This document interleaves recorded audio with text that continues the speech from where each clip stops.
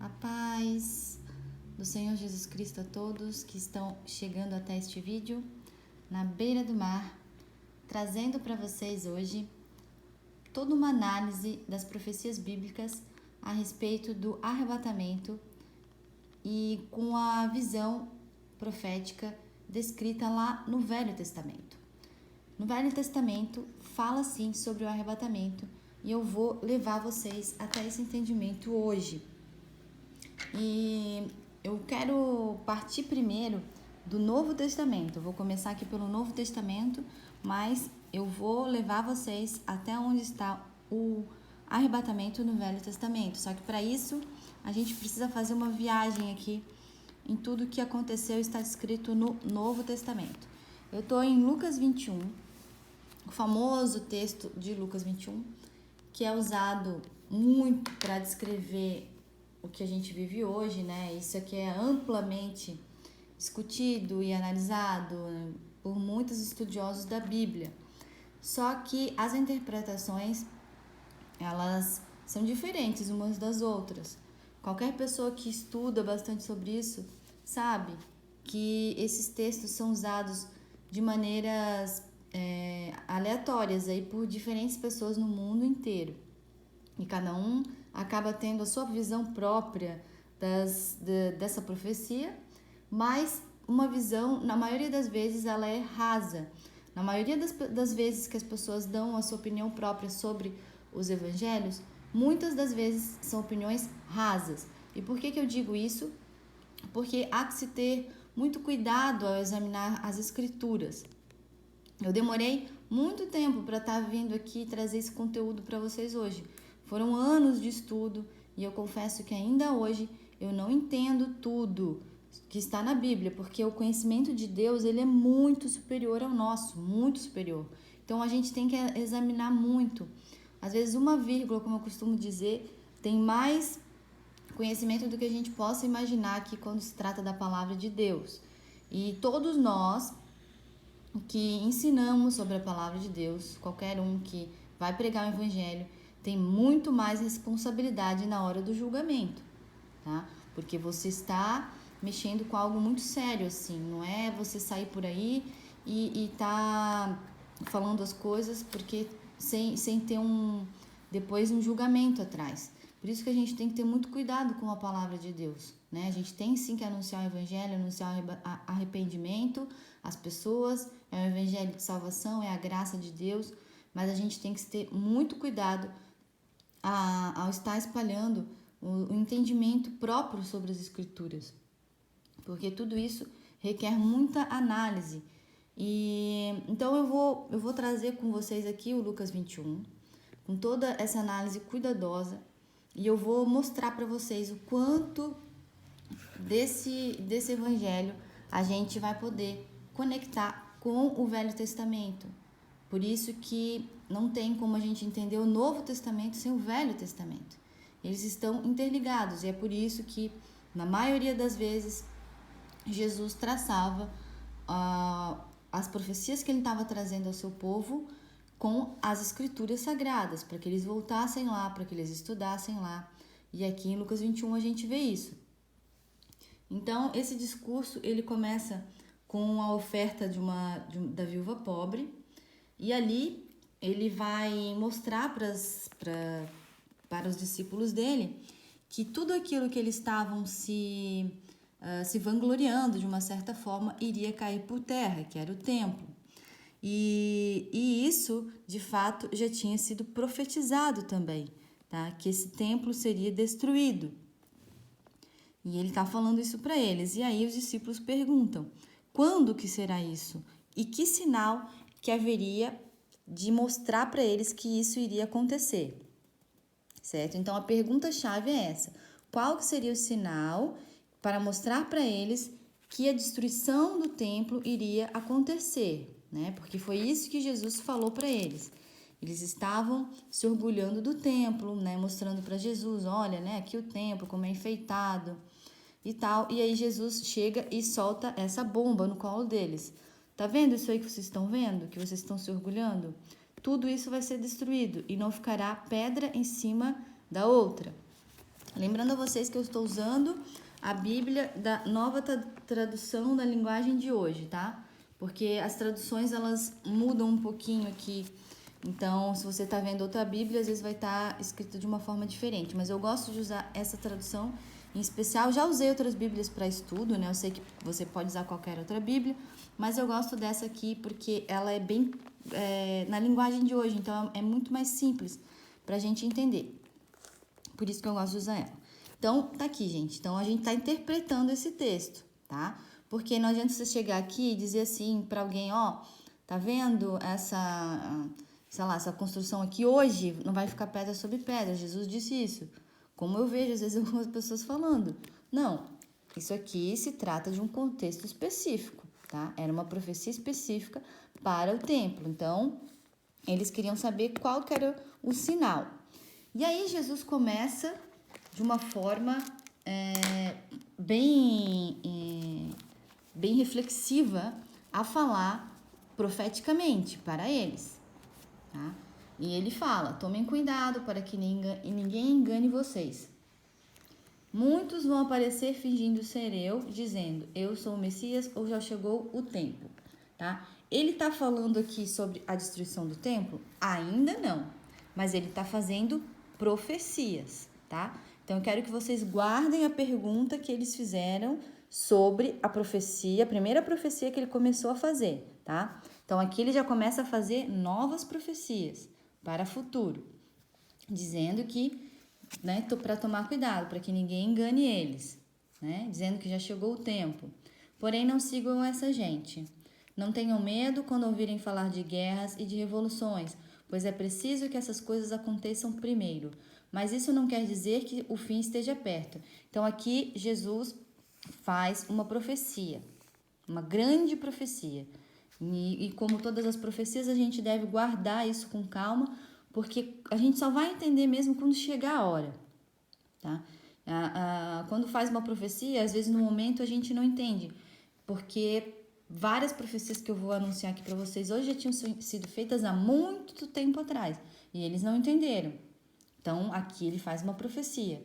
E essa profecia, eu digo para vocês que a gente vai ver já já. A gente já está muito perto disso aqui se cumprir, tá? Quando chegar os falsos ali, esse momento aqui que está sendo profetizado. Então, não tenham medo quando ouvirem falar de guerras. Ele está fazendo uma profecia para a igreja aqui, tá? Mas isso não quer dizer que o fim esteja perto. Início das dores. E continuou, uma nação vai guerrear contra outra, um país atacará outro, em vários lugares haverá grandes tremores de terra, falta de alimentos e epidemias. Acontecerão coisas terríveis e grandes sinais serão vistos no céu. Mais uma profecia aqui, profecias interligadas aqui. Mas, antes de acontecer tudo isso, ou seja, ele está falando que isso daqui é para um futuro, né? Então, Jesus começou a anunciar, ele foi do fim primeiro para chegar no momento deles. Isso ninguém fala. Eu nunca vi ninguém falar sobre isso, pelo menos. Mas está aqui, gente, é interpretação de texto básica. Então, ele está falando isso aqui, ó, que isso aqui é para um futuro. Então, ele volta no tempo deles. Mas, antes de acontecer tudo isso aqui, que é futuro, vocês, aí ele está falando para ele, para os discípulos deles, para a igreja, serão presos e perseguidos. E por quê? Aí ele começa a explicar por que isso vai acontecer com eles, tá? E isso aqui, gente, isso aqui já tinha sido anunciado no Velho Testamento também, tá? Essa parte aqui tudo isso aqui já tinha sido anunciado, tá? O fim é anunciado desde o princípio, Isaías 46:10. E eu vou destrinchar isso para vocês hoje. Já anuncio que o vídeo vai ficar longo, né? Vai ser um vídeo longo, mas eu quero fazer isso com calma. Hoje eu tô com bastante tempo aqui. Hoje é domingo, dia 13 de março de 2022. Então eu quero ter calma para explicar isso aqui para vocês, tranquilo. Então, antes de acontecer tudo isso daqui, né, vocês serão presos e perseguidos. Ele está falando isso daqui para os discípulos dele, ele está falando isso daqui para o povo dele, ele está falando isso aqui para a igreja.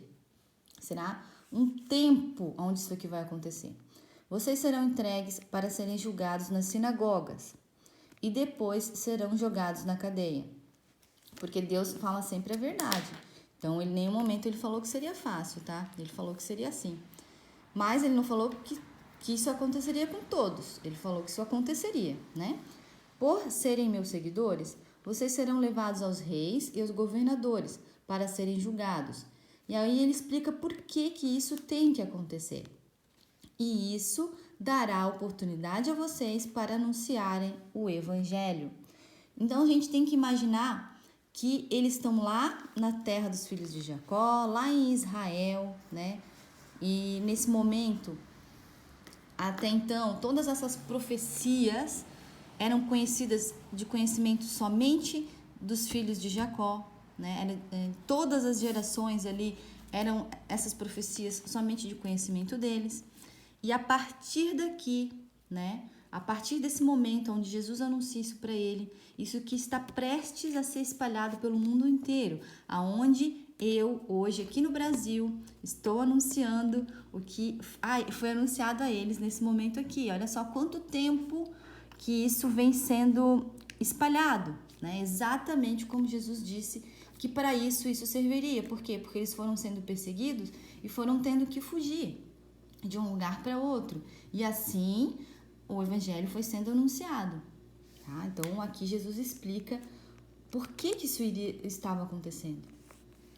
Resolvam desde já que não vão ficar preocupados antes da hora com o que dirão para se defender, porque eu lhes darei palavras e sabedoria que os seus inimigos não poderão resistir e nem negar.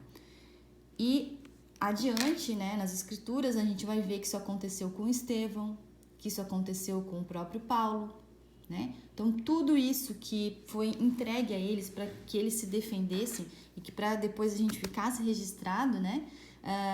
Veio de Deus, veio do Espírito Santo. Assim como toda a Escritura, né? Sempre, todos os profetas de Deus, nada do que está registrado aqui na Bíblia veio de homens, né? Deus usou os homens que Ele quis para transmitir, através do seu Espírito Santo, toda a sua vontade do que precisava chegar aos homens, né? Sempre os profetas de Deus foram usados por ele. Então ele estava falando para eles não ficarem preocupados, e isso a gente pode tomar também para nós, porque até o momento ainda de acontecer o arrebatamento, né? E eu anuncio aqui que isso vai acontecer antes da grande tribulação, mas até que isso aconteça, talvez alguns de nós vamos ter que passar por isso, tá? Assim como está lá nas cartas à igreja, nas primeiras cartas ali de Apocalipse, tá? Tá escrito que alguns vão ser jogados na cadeia. E é importante que alguns, eu quero frisar isso aqui porque muitas pessoas acham que para serem salvas, elas precisam passar por martírio. E isso não é verdade. Não é verdade. Para a gente ser salvo, a gente precisa ser lavado pelo sangue de Jesus. É só o sangue de Jesus que nos salva. Mas algumas pessoas da igreja são escolhidos por Jesus para passarem por isso. E dessas pessoas escolhidas por Jesus, o mundo não é digno deles. Então, as pessoas que passam por martírio, algumas pessoas na igreja já passaram por martírio em momentos passados, mas não foi para que eles fossem salvos. Foi para que eles fossem usados por Deus para isso, para algum fim, para anunciar o evangelho, para servir de testemunho. Ou seja, então as pessoas que creem que as pessoas precisam passar por martírio, precisam passar pela grande tribulação para serem salvas, elas estão equivocadas. Elas estão equivocadas. E nem todos da igreja passaram por martírio. Desde o início da igreja. Lucas mesmo, ele não foi, não se tem na história que ele passou por martírio. Por exemplo, Lucas é um. E em toda a era da igreja teve pessoas que escaparam do martírio. E não é por causa disso que elas não foram salvas. Então, o martírio é algo que é uma convocação, né, para algumas pessoas. E elas vão ser recompensadas por isso um dia por Deus lá nos céus, tá? Mas não é um pré-requisito para você ser salvo. Eu espero que isso tenha ficado claro, tá? Então, vocês serão entregues e alguns de vocês, né? Jesus sempre deixa claro isso, ó. Alguns de vocês serão mortos. E todos odiarão vocês por serem meus seguidores. Mas nenhum fio de cabelo de vocês será perdido. Fiquem firmes, pois assim vocês serão salvos. né? Então, alguns de vocês que passarem por isso é para ficar firmes, né? E vocês serão salvos, né? Então, talvez vocês não vão escapar da morte. Olha só que forte isso, né? Vocês vão ser mortos, mas vocês vão ser salvos. E é bem complicado isso, mas é a verdade. Então, quem tiver que passar por isso, né? Quem for o escolhido por isso, a gente não sabe os dias que vão se seguir, a gente não sabe o que Deus preparou para cada um de nós até que chegue o arrebatamento, mas tem que ficar firmes, porque a recompensa ela vai vir. E agora ele começa a falar, ele começa a responder a pergunta que eles fizeram no início, tá vendo? Então ele começa a falar do final até chegar no início. Ele não foi direto na sua resposta, digamos, tá? E é preciso que se deixe claro isso, é preciso que se pontue isso para a igreja do Senhor Jesus, tá? E aí ele começa dizendo, e aqui na minha Bíblia até ele fala ele deixa aqui descrito também os outros evangelhos que falam sobre a mesma profecia, porque a gente tem os 4 evangelhos, né? E todos eles estão falando do que Jesus fez na terra e descrevendo as profecias dele, só que são pessoas diferentes descrevendo. Por exemplo, em Mateus a gente tem um dos 12 descrevendo. E Lucas, ele não era um dos discípulos, tá? Caso alguém não saiba que ele era gentio, ele era grego. E ele já era uma parte importante da igreja, ó. Ele não era filho de Jacó e ele estava pregando o evangelho já. E isso daqui já é um outro tempo, já anos depois. E eu gosto muito de Lucas 21 por isso, porque ele traz informações diferentes do que está lá em Mateus, apesar de serem as mesmas profecias. É o mesmo discurso de Jesus, mas já de um outro ângulo, tá? É por isso que, para a gente analisar as escrituras, o ideal é a gente ler os evangelhos e estar colocando eles, agregando informações, né? Como se o que eu estou falando aqui fosse completar também o que eles estão falando, né? Porque é de um outro ângulo. E é importante a gente trazer os evangelhos junto, porque eles são as mesmas profecias faladas com outras palavras, entenderam? E é importante, então, ver dessa forma aqui também. E aqui, Jesus começa a responder a pergunta deles, tá? Isso aqui vai estar escrito um pouco diferente em Mateus, mas é a mesma profecia, tá? E quando vocês virem a cidade, então aqui é a pergunta, é a resposta da pergunta que eles fizeram. Mestre, quando que sinal vai mostrar que o templo vai ser destruído? Aqui está a resposta. E aqui na minha Bíblia ainda fala, Jesus fala da destruição de Jerusalém. Olha que interessante essa Bíblia aqui, ó, porque ele já coloca aqui a resposta. Ó. Aqui é a pergunta, quando que vai ser destruído Jerusalém? Aqui está a resposta. Então, não acontece isso aqui antes disso aqui. É isso aqui que acontece antes para depois vir isso daqui, tá? E isso aqui não vai acontecer agora. Isso aqui que ele está respondendo já aconteceu. Entendem? Por isso que isso aqui não está mais em Apocalipse. Isso aqui foi quando aconteceu a destruição do templo, em 70 depois de Cristo. E o Apocalipse ele foi escrito em 96 depois de Cristo. Porque senão lá em Apocalipse nós veríamos ai das grávidas, nós veríamos essa profecia aqui do cerco, entendeu? Então não dá para você transportar isso daqui para os tempos que nós estamos vivendo hoje, tá? Eu quero deixar isso bem claro aqui. Então vamos lá. Quando vocês virem a cidade de Jerusalém cercada por exércitos, fiquem sabendo que logo ela será destruída, né? Então tá aqui a pergunta, quero frisar isso aqui. Mestre, quando será isso? Quando que vai vir essa destruição do templo, que não vai ficar nenhuma pedra em cima da outra? Aqui ele começa a responder a partir do verso 20. Quando vocês virem a cidade de Jerusalém cercada por exércitos, fiquem sabendo que logo ela será destruída. E agora nós temos que ir para a história. Nós temos que ver a história. Quando que Jerusalém foi destruída? Então a gente tem lá o cerco romano. Eu vou transportar vocês para a história. A gente teve lá o cerco romano com o general Vespasiano. Na época, o César era Nero, né? Na época que ela foi cercada, né? E aí depois o Nero, ele supostamente se suicida, e aí o general Vespasiano, ele é promovido, digamos assim, ele é nomeado como César.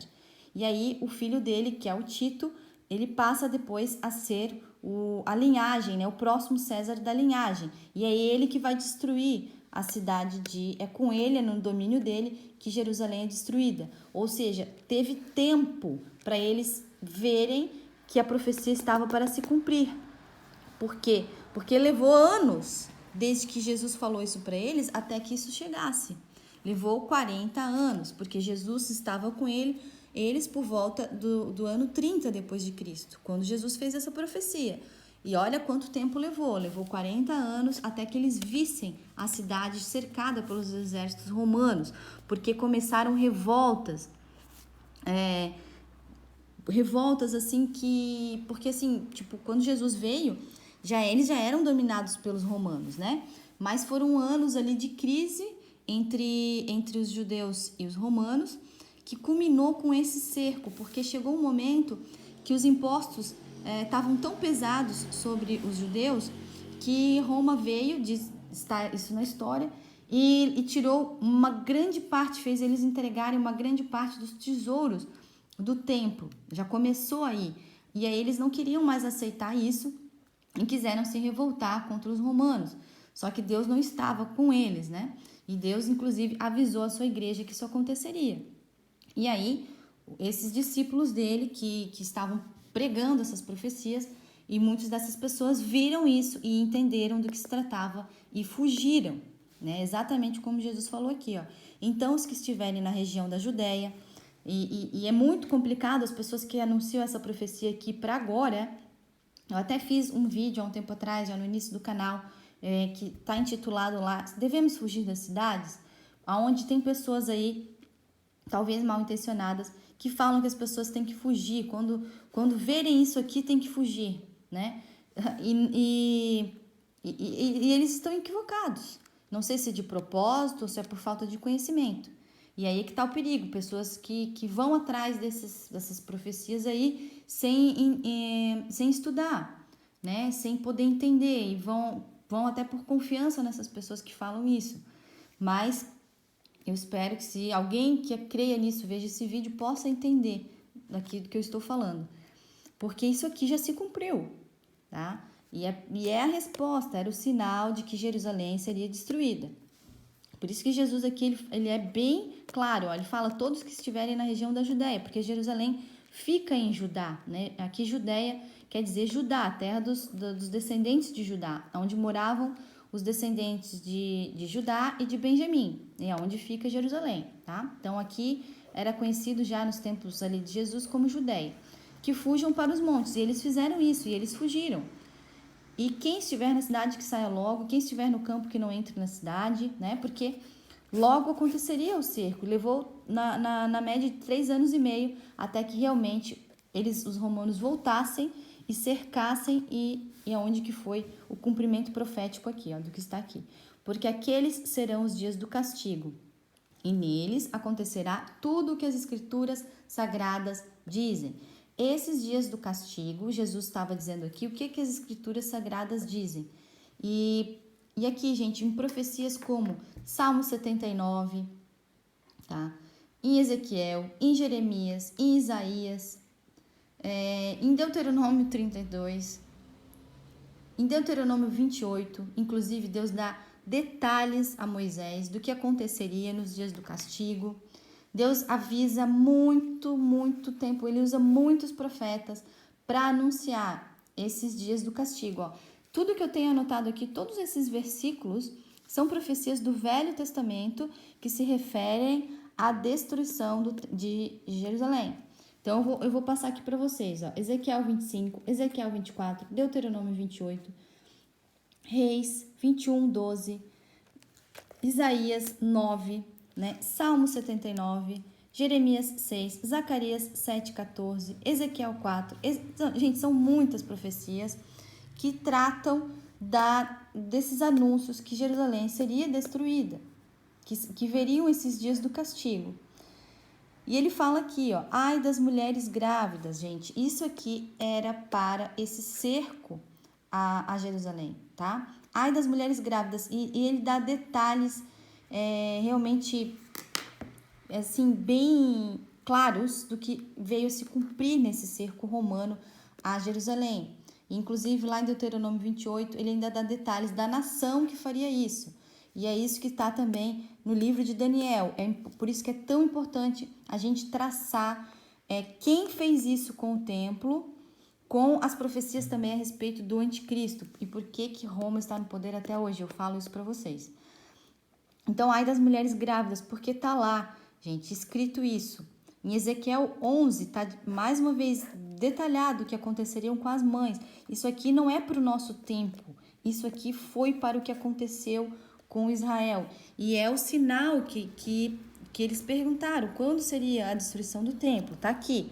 E essa destruição do templo era o marco para que isso aqui fosse... Isso aqui precisava acontecer primeiro, para que depois as outras coisas acontecessem.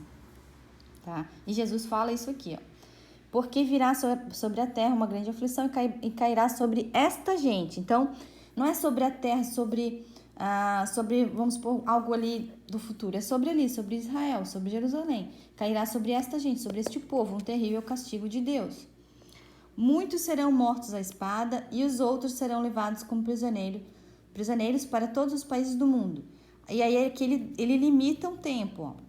E os não-judeus conquistarão Jerusalém, até que termine o tempo de eles fazerem isso. Então, aqui Deus traça um tempo, tá?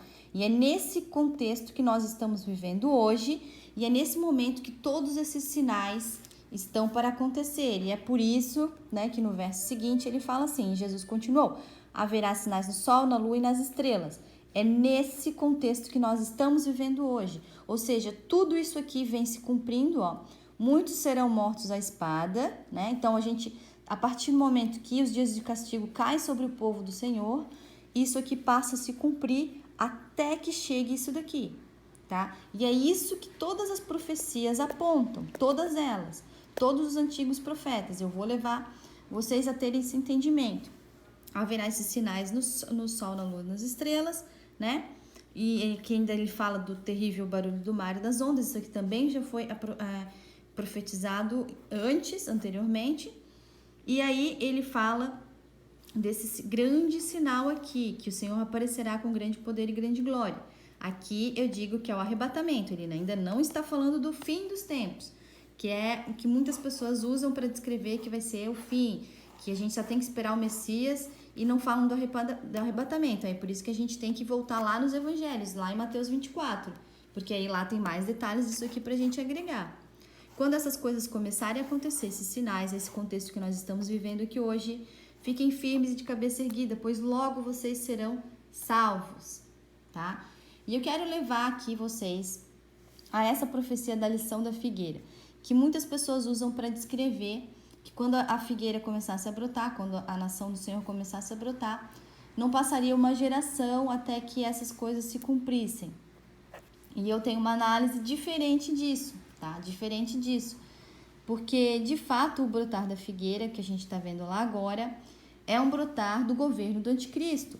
Porque os não-judeus vão conquistar Jerusalém, até que termine o tempo de eles fazerem isso. E é por isso que a gente vai ver lá em Apocalipse 11, quando fala das duas testemunhas, os pagãos dominando Jerusalém. Ou seja, toda essa formação desse governo, dessa nação, ele ainda não é o governo dessa nação pelas mãos do Senhor, tá? Ele é agora a preparação ainda de todo esse cumprimento aí do governo do anticristo. E isso também foi anunciado desde tempos antigos. Por isso que a gente não pode misturar as coisas. E essa lição da figueira aqui, o que está aqui, eu nunca vi ninguém falar sobre isso, mas isso aqui também está em Ezequiel. E isso aqui traça o que Jesus falou para eles, tá? Isso aqui dá um tempo para eles. Olha só que interessante. Então, Jesus fala assim, eu afirmo a vocês que isso é verdade. Essas coisas vão acontecer antes de morrerem todos os que agora estão vivos. E aí você pode pensar, nossa, mas o que Jesus está querendo dizer com isso? Será que é para o nosso tempo? Será que é o brotar da figueira? Será que quando a fundação desse estado começou ali em 1948, então não passaria uma geração, como as pessoas falam? Aí é que tá, cada um tem que ser responsável pelo que está pregando. Eu vou dar uma análise diferente diante dos meus estudos, eu sou responsável pelo que eu estou falando aqui. Claro, vocês não são responsáveis, quer dizer, vocês não são obrigados a acreditar do que eu estou falando, mas vocês são responsáveis, quem está ouvindo aqui, a analisar o que eu estou dizendo. E aí vocês vão tirar suas próprias conclusões. Então ele fala aqui, né, que essas coisas vão acontecer e que antes de morrerem todos que agora estão vivos. E aqui Jesus está falando com eles. Então ele está falando que antes de morrerem todos que estão vivos ali, quando ele está falando, isso aqui iria acontecer. E isso aconteceu, tá? Levou 40 anos para isso aqui acontecer. Mas aconteceu. E isso aqui está também em Ezequiel 12, 24, 25. E agora eu vou começar a transportar vocês para o Velho Testamento, para vocês verem que o Velho Testamento também fala do arrebatamento, tá? Então, antes de chegar ali em Ezequiel 12, eu quero trazer vocês para Ezequiel 11. E olha só que interessante, o que a gente tem aqui? O castigo de Jerusalém. Então, o que eu estava lendo aqui para vocês, lá em Lucas 21, que na minha Bíblia fala isso. Olha só, não é coincidência, porque é a mesma profecia. A mesma profecia. Então, Deus anunciou o fim desde o princípio.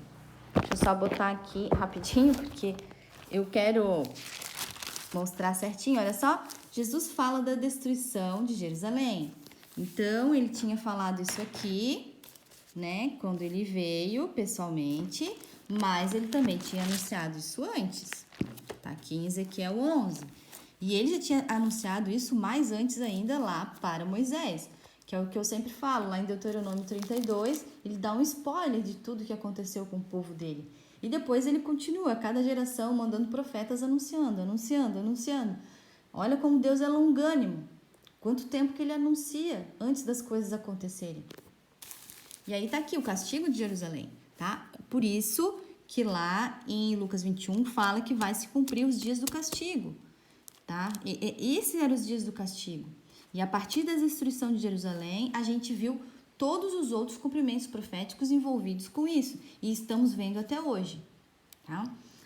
Então, tá aqui o castigo de Jerusalém. Aqui ele dá todos os detalhes, né? Por que eles iriam ser castigados, né?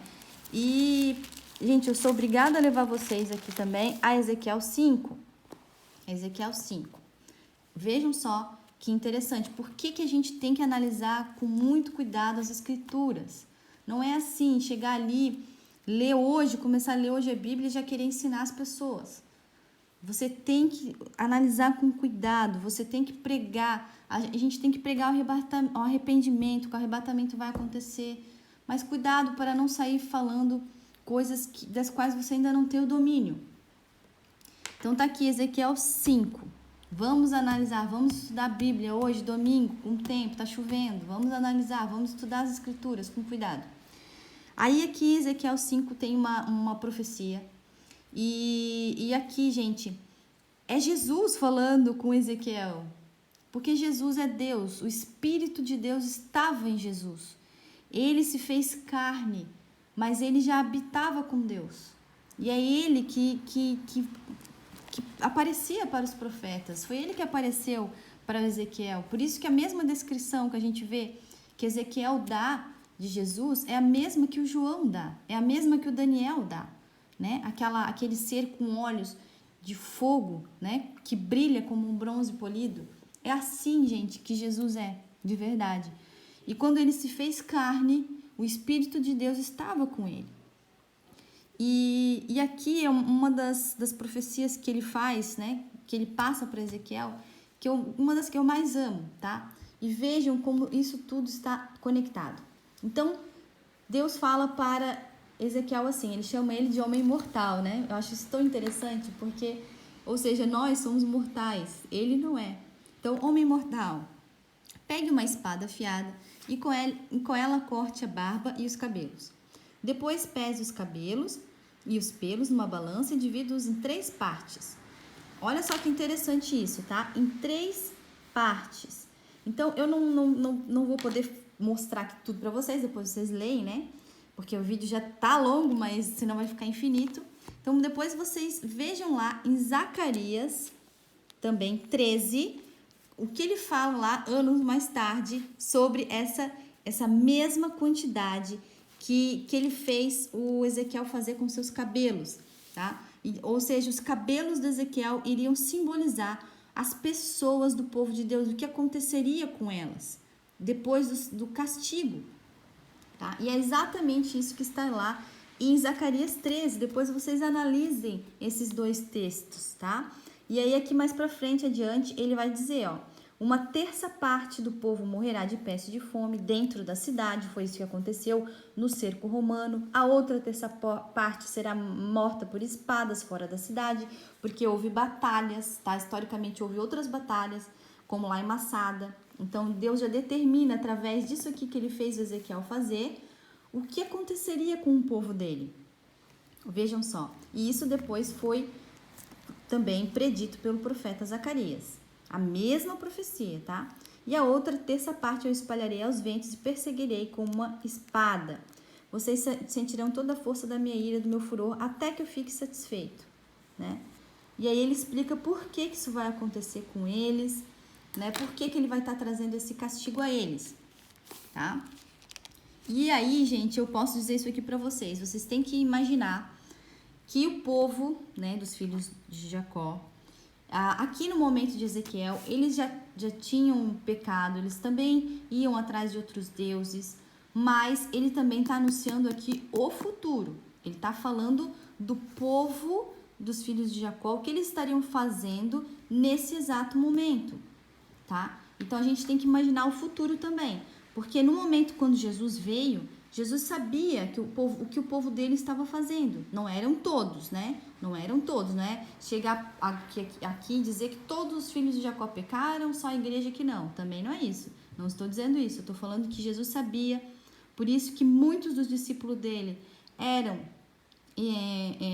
não eram como os outros, né? Então a gente nunca pode dizer que todos os filhos de Jacó não seguem Jesus, né? Generalizar. Mas Jesus sabia o que alguns dos filhos de Jacó, né, por isso que eu gosto de deixar isso bem claro, estavam fazendo. E essa profecia aqui era para o futuro, né? Era o que iria acontecer com eles e por que isso iria acontecer com eles. Porque eles estavam fazendo isso. E aí, aqui, vocês têm que ler, vocês precisam ler isso, né? Não vai dar para mim ler tudo aqui, mas ele vai dar detalhes de tudo que aconteceria com eles, inclusive dessa parte ali das mães com os filhos, tá? Inclusive disso, ele vai falar isso aqui. E aí, vamos ver aqui onde que eu vou chegar aqui com vocês, para manter essa linha de raciocínio, tá? E aí, até nesses versículos aqui, ele dá detalhes do que vai acontecer, tá? Ele fala aqui, por exemplo, ó, quando eu os espalhar entre as nações, né, vocês vão ficar sabendo que eu sou o Senhor, né? Então, aqui ele vai dar detalhes, tá, gente? Nesses versículos ali, ele vai dar detalhes. E é por isso que eu gosto de trazer Ezequiel aqui, no momento onde que tantas pessoas aí estão ensinando Ezequiel 28, eles já pularam para o 28, sem falar dos outros, tá? E é por isso que eu gosto de deixar tão claro que Gog e Magog só vai acontecer depois do milênio, tá lá em Apocalipse 20, não tem nada de Gog e Magog agora, porque isso é pular o resto das profecias, né, que estão ainda para acontecer. Então, a gente tem que estudar Ezequiel inteiro, não é só o Ezequiel 28, porque Ezequiel 28 não é para o nosso tempo. Então, Deus anunciou o fim desde o princípio, ele já anunciou até depois do milênio, já está aqui no Velho Testamento também. Então, não é tudo para a nossa geração, tem coisas que é para o futuro. E aí, aqui, a gente está em Ezequiel 12, 24, é onde eu quero traçar com ali a parábola da figueira. Aonde está escrito aqui, ó, não haverá mais visões falsas, nem profecias enganadoras no meio do povo de Israel. Eu, o Senhor, falarei e o que eu disser acontecerá. Não haverá mais demoras. Povo rebelde, vocês ainda estarão vivos quando eu fizer o que eu prometi. Eu, Senhor Deus, falei. Tá aqui. Lucas 21, aonde fala, né, verso 29 ao 33, é essa profecia que ele fez antes também, né? Que ele mostrou para Ezequiel que eles estariam vivos quando eu fizer o que eu prometi. É por isso que muitos que estavam ali presentes quando Jesus veio, quando Jesus falou, não seguiram a Jesus, não entenderam, né, do que ele estava dando os sinais ali de que aconteceria. Ficaram bravos quando Jesus falava que o templo seria destruído, né? Um dos motivos deles ficarem com raiva de Jesus era porque Jesus falava contra o templo deles, da qual eles tinham tanto orgulho. E aí Jesus fala que vocês não que nem todos morreriam, né? Que todos estariam vivos até que aquelas coisas acontecessem. Então é por isso que eu estou dizendo, ele estava falando da destruição de Jerusalém, porque eles estavam vivos, muitos daqueles fariseus ali que perseguiam ele estavam vivos e viram o templo ser destruído. Entendem? E aí a gente vai chegar agora no Velho Testamento, onde fala do arrebatamento. Então, é importante que vocês entendam aqui o quanto o Velho Testamento e o Novo Testamento, eles estão alinhados, gente. O Deus do Velho Testamento é o mesmo Deus do Novo Testamento. Jesus é aquele que era, que é e que há de vir. E é por isso que ele sempre fez questão de levar o povo dele a analisar as escrituras. E isso serve para nós também da igreja, porque nós também somos do povo dele. E agora eu vou levar vocês aqui a Daniel 7, tá? Só, calma aí, antes um pouquinho, quero levar vocês ao Daniel 8 e a Daniel 9, para que vocês tracem isso ao contexto do que a destruição de Jerusalém, da importância que ela teve para que a gente entenda os tempos proféticos. E aqui em Daniel 9, aliás, Daniel inteiro fala sobre isso, é a mesma profecia, né? E eu vou mais adiante, eu vou aqui em Daniel 11. Então, Daniel 11, a gente tem aqui Deus anunciando, né, lá no Velho Testamento, tudo o que quando ele veio, ele endossou pessoalmente, né? E ele colocou os tempos ali. Então, Daniel 11 traça com mais detalhes tudo o que ele já vinha mostrando a Daniel, desde o sonho da estátua de Nabucodonosor. Então, como é muita coisa, Deus vai dando em partes, mas tudo isso se completa. Então, aqui em Daniel 11, está aqui toda a história de todos os governos humanos, e aqui com mais detalhes, né? E até chegar aqui no verso 11 e 22, onde dá a profecia que o grande sacerdote seria morto. E quem é o grande sacerdote? Vocês podem confirmar lá no Novo Testamento, em Hebreus 9:11. Lá está falando quem é o grande sacerdote, que é Jesus. E eu já vi pessoas aí sérias, né, dando estudo, dizendo que o grande sacerdote é outra pessoa, né, não colocando os tempos certos da profecia. E essa pessoa, cada pessoa que ensina aí, ela é responsável pelo que ela está dizendo. Se ela está dizendo alguma mentira, ela vai ser cobrada do que ela está dizendo, tá? E é por isso que eu quero fazer o meu trabalho aqui e falar com seriedade, porque eu também vou ser cobrada do que eu estou dizendo, se eu falar alguma mentira aqui. E é por isso que eu vou fazer esse trabalho com a máxima seriedade possível. E cabe a vocês que estão vendo aí, me ouvindo, analisarem por vocês mesmos. Então tá aqui a referência, o grande sacerdote não é ninguém menos do que Jesus Cristo. Ele é o grande sacerdote. Então, aqui está profeticamente dizendo que ele seria morto. Entenderam? E foi isso, exatamente isso que aconteceu. Depois que Jesus foi morto, levou anos aqui, aconteceu, se cumpriu tudo isso que está escrito aqui. Roma começou a fazer coisas que eles nunca tinham feito com o povo do Senhor, né? Depois que Jesus morreu, vieram tempos muito difíceis até culminar com a destruição de Jerusalém para o povo dele, tá? E para todos aqueles fariseus, né? Depois que Jesus morreu, eu nunca vi ninguém falando sobre isso, mas os fariseus não ficaram, não deu tudo certo para eles, entendeu? Eles fizeram o que fizeram com o Senhor Jesus e as coisas só foram piorando para eles, tá? Até que o templo que eles tanto amavam lá e que faziam, né, vendas lá e faziam tantas coisas fosse destruído, tá? Então, isso foi algo muito marcante. E tá aqui. Aí nos versos seguintes, o grande terror é a destruição de Jerusalém. É por isso que você não vai ver isso aqui sendo falado no Apocalipse, porque isso aqui já se cumpriu. O grande terror já se cumpriu. Foi a destruição de Jerusalém. Não adianta as pessoas quererem dizer que o grande terror vai ser o anticristo, porque não é. E é por isso que Jesus fala que quando acontecer a abominação da desolação, era para eles fugir. Porque foi isso que era para eles fazer. E foi isso que o povo dele fez. Senão, o evangelho não teria chego no mundo inteiro se eles não tivessem fugido. Porque eles teriam morrido todos nesse cerco. Entendeu? E isso aqui foi para aquele tempo. É por isso que não está em Apocalipse. Para o nosso tempo, são outros cumprimentos proféticos, também fortes. Mas não é isso. Isso aqui foi para aquele tempo. E isso aqui precisava acontecer para o resto da profecia se cumprir. E aí, o que diz aqui em Daniel 11, exatamente como está escrito aqui, se cumpriu. Tá? E eu gosto muito desse versículo aqui, que diz assim, ó: alguns dos mestres sábios serão mortos, mas isso será um meio de purificar e aperfeiçoar o povo de Deus. E é exatamente isso que está lá na profecia de Ezequiel, né? A terça parte. Alguns morreriam, alguns seriam espalhados, e alguns seriam perseguidos, alguns seriam jogados no fogo, até chegar o fim, o tempo marcado por Deus. É exatamente isso que está lá em Lucas 21. Os não-judeus iriam conquistar Jerusalém até que chegasse o tempo marcado por Deus. Nós sabemos quando é esse tempo?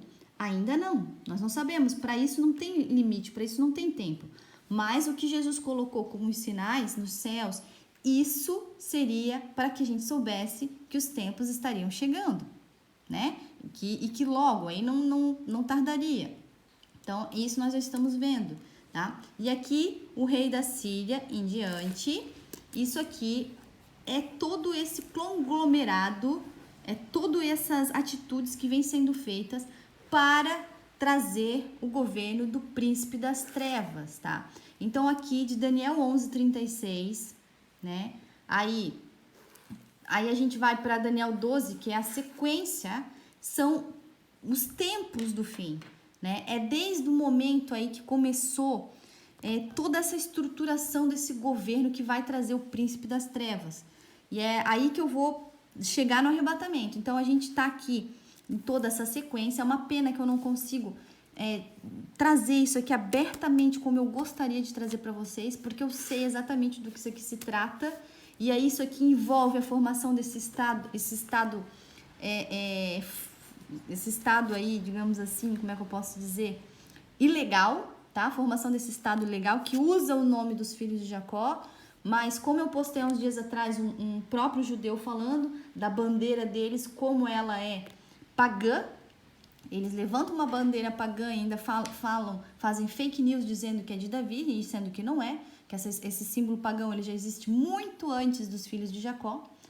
E então toda a formação desse governo maldito é a partir aqui do Daniel 11:36, tá? Então a gente vê tudo isso aqui é histórico, ó, como ali a Guerra dos 6 Dias está encaixada nisso daqui, tá? Então o tempo que nós estamos vivendo hoje, nós estamos praticamente aqui, ó, tá? No limiar disso aqui acontecer.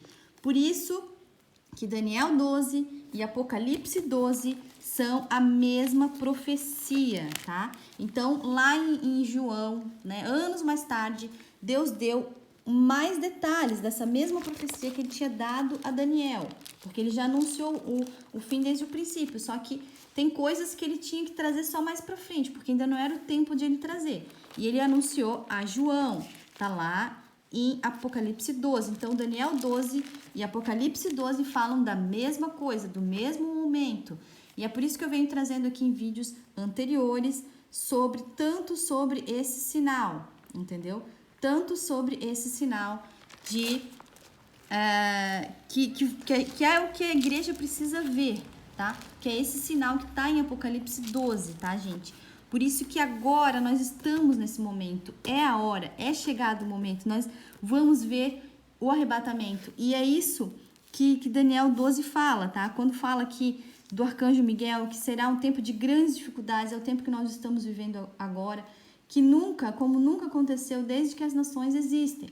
Mas nesses tempos serão salvos todos do povo de Deus que tiverem os seus nomes escritos. Isso aqui é o arrebatamento. É o arrebatamento.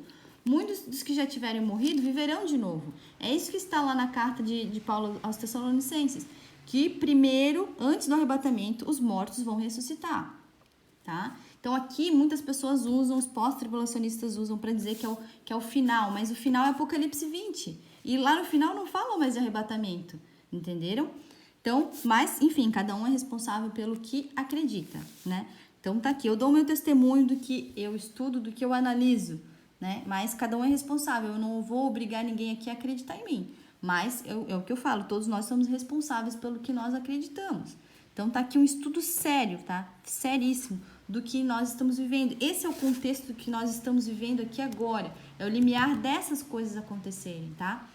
E aí, a gente tem aqui em Daniel 9 mais detalhes, ó, por que é tão importante a destruição do templo do Senhor. E quem fez isso? Porque quem fez isso seria o mesmo governo, que traria o governo do anticristo. Então tá aqui, Daniel 9. Então, vou ter paciência de levar vocês aqui, tá? Mesmo que fique longo o vídeo.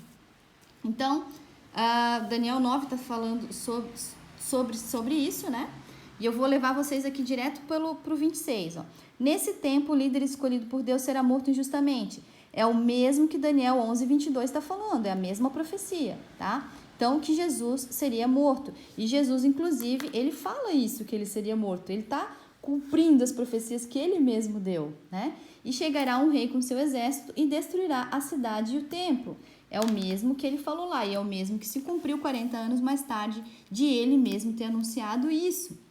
Em que ele falou que todos que estavam vivos, que vissem ele, né, que viram ele, estariam vivos para ver o templo ser destruído 40 anos mais tarde, como está ali em Ezequiel 12, 24, tá? E o fim virá com enchente, trazendo guerras e destruições por Deus, como ele resolveu mandar.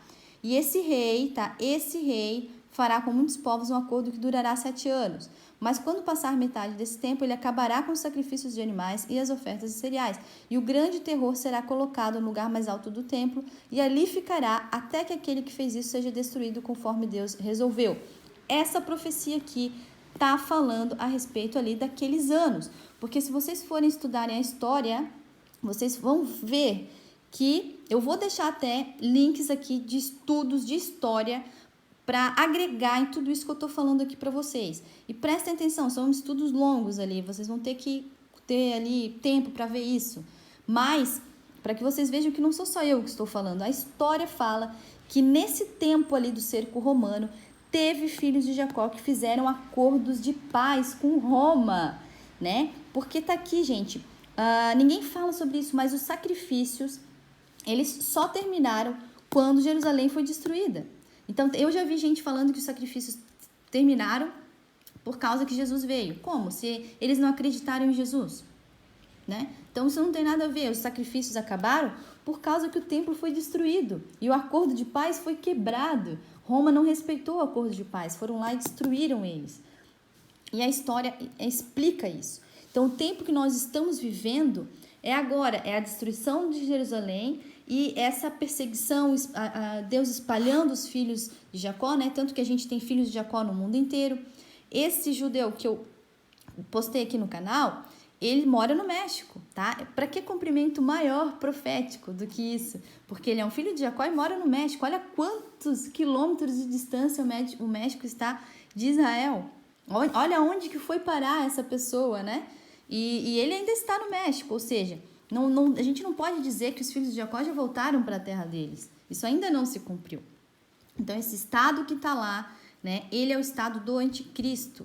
E ele cumpre o que está lá em Apocalipse 11. Ele vai cumprir ainda, né? Até o momento que as duas testemunhas pisarem lá, Jerusalém ainda vai estar sob o domínio romano, tá? E aí a gente vê aqui também com mais detalhes, Daniel 8. Daniel 8 aqui, que diz aqui que quando o fim desses reinos estiver perto, as suas maldades estiverem chegando ao máximo, é esse momento que nós estamos vivendo, gente, por isso que é tão difícil hoje em dia. A maldade deles está ao máximo. Aparecerá um rei cruel e enganador. Esse aqui é a profecia sobre o anticristo. ele ficará cada vez mais poderoso, mas não pela sua própria força. E isso está lá em Apocalipse 13, que é o dragão. O dragão vai possuir o anticristo, ele vai ter poderes sobrenaturais. E eu comparo isso com o que Jesus viveu, porque o inimigo copia Jesus em tudo. Ele não cria nada, ele só copia. Um momento que Jesus viveu, onde ele recebeu o Espírito Santo, né? Ele, claro que ele já tinha o Espírito Santo, mas onde ele quis ser batizado para cumprir as profecias. Então o anticristo vai copiar isso, possuindo, sendo possuído ali, né? Tipo, no caso, o dragão possuindo o anticristo, dando poder a ele, né? E então ele vai ficar poderoso não somente pela sua própria força, mas essa força sobrenatural, ele vai ser possuído. E aí vai ter destruições terríveis, acabará com povos poderosos. Ó, é isso que nós estamos no limiar de ver isso acontecendo. A gente já vê as nações poderosas aí sucumbindo. E ele também vai guerrear, né, contra o povo de Deus, contra os filhos de Jacó. Ele fará o que quiser e prosperará sempre. E com a sua presença ele vai enganar muitos, vai ficar orgulhoso, vai matar muitas pessoas à traição.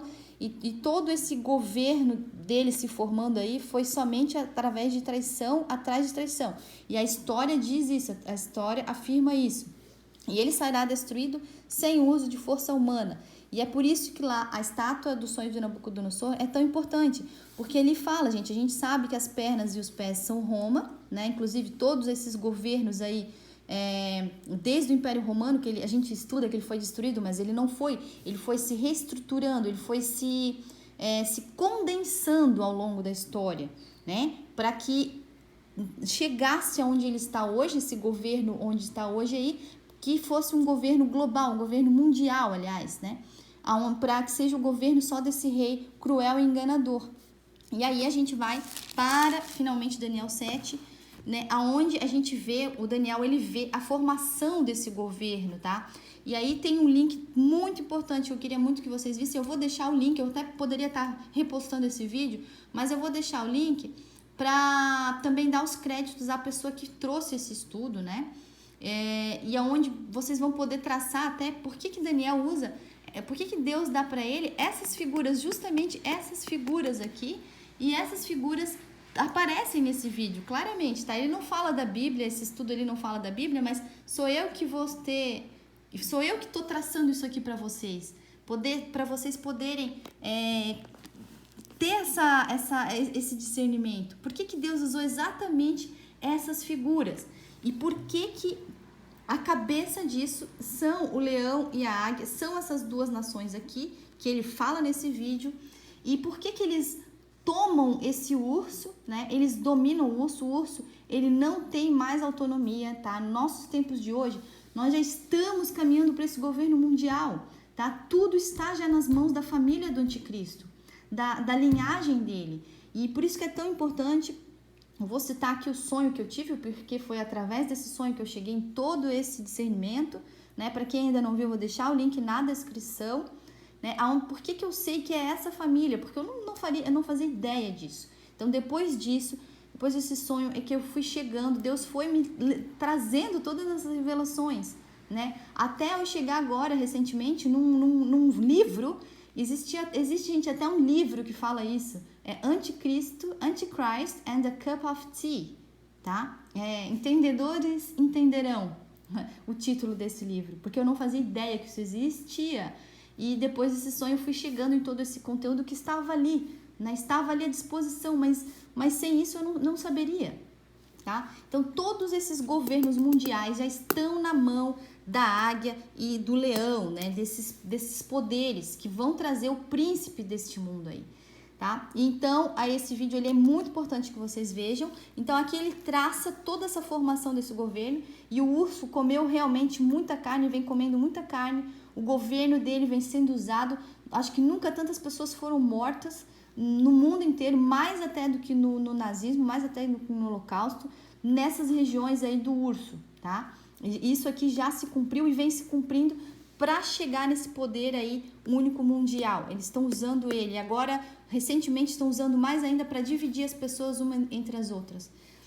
E aí até chegar no anticristo, chegando nele, porque ele já está na terra, só que ele ainda não se manifestou, ele faz uma pausa aqui na profecia para falar do arrebatamento, tá?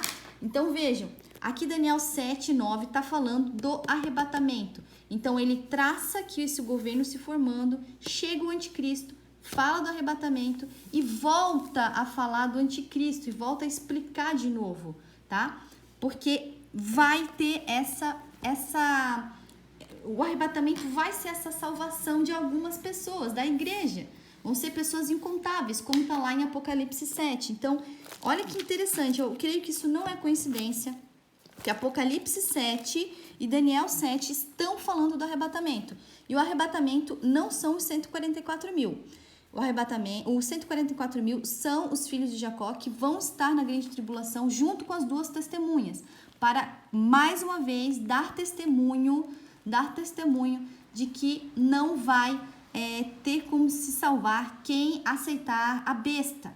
Então Deus é muito misericordioso e mesmo na grande tribulação ele vai dar testemunho disso, mas não vai mais haver arrebatamento. Depois na grande tribulação, o único jeito de se salvar vai ser por martírio ou quem sobreviver, né, que vai ser salvo aí, como está lá em Apocalipse 12, que alguns vão ser transportados aí para o deserto e vão ser salvos, né? E os que ficarem aí até o momento do Armagedon não vão colocar a marca da besta, então vão ter que esperar Jesus vindo dos céus para pisar na terra, tá? E a grande multidão, sim, a grande multidão tá falando dos arrebatados.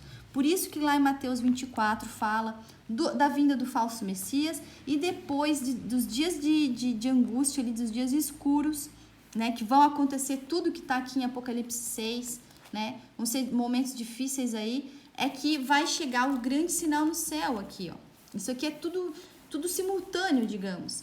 E a grande multidão de branco são as pessoas arrebatadas. E aqui na minha Bíblia ainda fala aqui, ó. São as pessoas que lavaram as suas roupas no sangue do Cordeiro. Assim como tá lá em Apocalipse 12 também, tá falando da mesma coisa.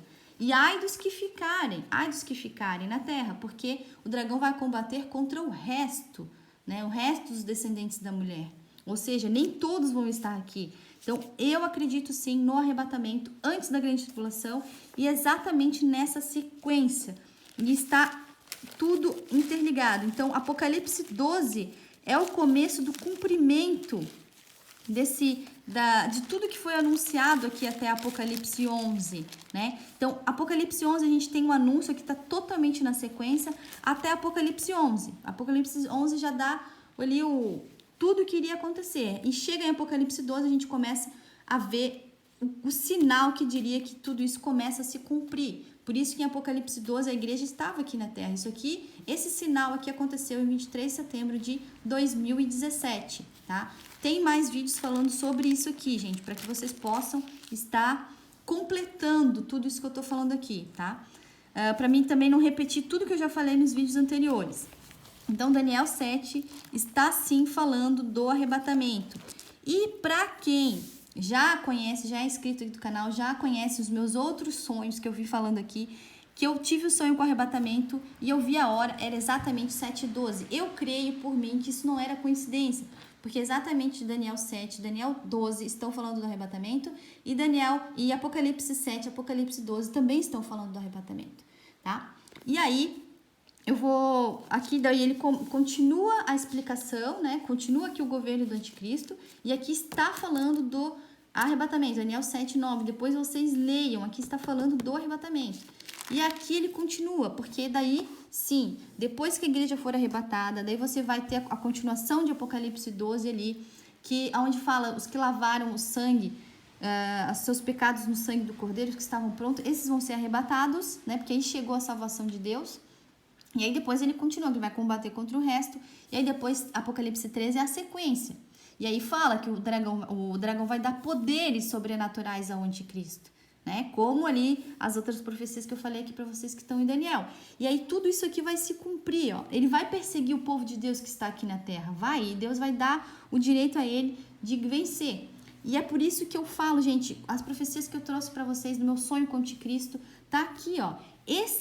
Essa pessoa, para quem já chegou na conclusão, porque eu não falei o nome dele, mas eu sei que tem pessoas que já entenderam quem ele é, por isso que ele já está na terra, ele não é o primeiro na linha de sucessão ao trono. E tá aqui, ó, por isso que a profecia diz que ele vai ter que destronar 3 reis. Ó, aqui Daniel 7, 24. Ele terá que derrotar 3 reis, porque ele não é o primeiro na linha de sucessão, tá? E aí eu quero encerrar com vocês agora, né? Eu já dei todas as dicas aqui. Eu vou encerrar com Deuteronômio 28, Deuteronômio 32, mas é importante também que vocês leiam Deuteronômio 28, que é onde Deus dá todos os detalhes de tudo isso que eu tô falando aqui para vocês. Tem vídeos anteriores também para completar o estudo de vocês, onde eu falo também com mais detalhes sobre isso. E aí, como o título do vídeo aqui é o arrebatamento no Velho Testamento, tá aqui. O arrebatamento também foi anunciado para Moisés. Eu vou explicar para vocês aqui, vou destrinchar isso para encerrar esse vídeo. Deuteronômio 32, 21. Então, com as suas imagens provocaram a minha ira, e eu fiquei com ciúmes dos seus deuses falsos. Aqui ele vem anunciando tudo o que aconteceria com o seu povo, exatamente como ele deu aos outros profetas, exatamente como aconteceu, tá? E aí ele começa a dizer o que ele iria fazer por uma outra nação, né? Portanto, eu farei com que eles fiquem com ciúmes de um povo que não é nação, e com gente sem juízo eu provocarei a ira deles. Isso aqui está falando sobre o arrebatamento, tá? Por quê? Porque até o momento que Jesus veio, como eu falei para vocês, quem era levado a entender as profecias era somente os filhos de Jacó, né? Então Deus trazia as profecias primeiro aos filhos de Jacó, até mesmo quando ele veio, quando os gentios chegavam perto dele, como aquela senhora de Canaã que se ajoelhou aos pés dele, ele falou, não, primeiro eu vim para os filhos de Jacó, eu não vou tirar a comida dos filhos para dar para os cachorros. Ele está falando sobre isso, porque primeiro ele veio anunciar os filhos de Jacó. Só que daí depois, as ovelhas que são do outro aprisco que seriam salvas. E até ali, gente, cada povo representava uma nação. Só que a igreja do Senhor Jesus Cristo, ela não tem como ser colocada como uma nação, porque ela não é só de gentios, ela não é só dos filhos de Jacó, porque tem filhos de Jacó que fazem parte da igreja, sim. Então, não tem como você dizer que a igreja é uma nação, entende? É um povo que não é nação.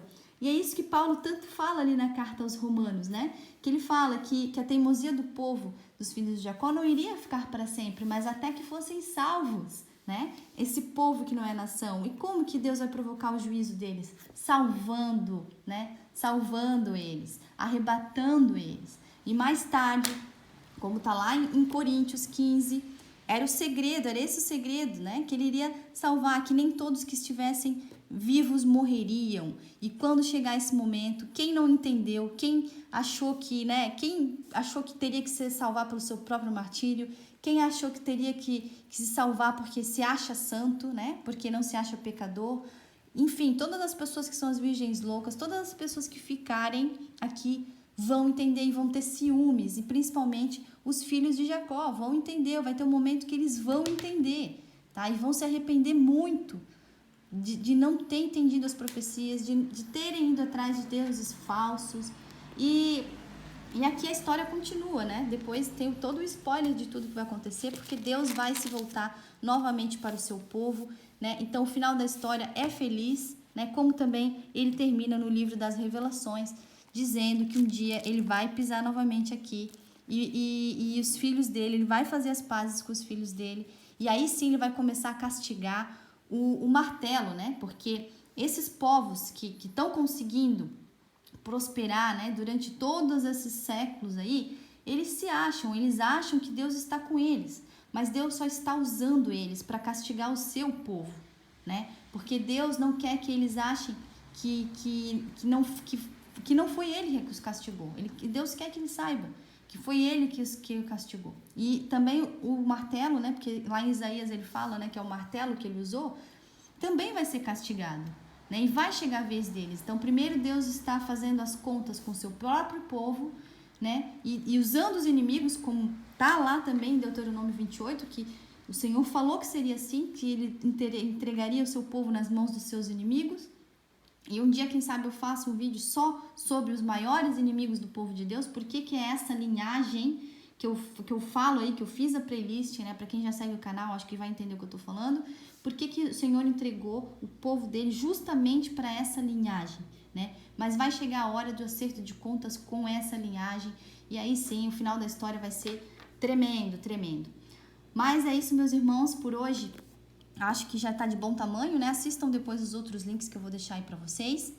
E se prepara, igreja, porque o noivo vem, a palavra dele se cumpre e vale a pena a gente confiar no nosso Rei dos Reis, no nosso amado de nossa alma, e toda honra, toda glória ao Senhor Jesus Cristo, né? Porque todo o discernimento vem dele, né? E é para a honra somente dele. Nenhum de nós que se considere inteligente, se considere profeta, se considere sábio, mas sim nós somos servos dele neste mundo.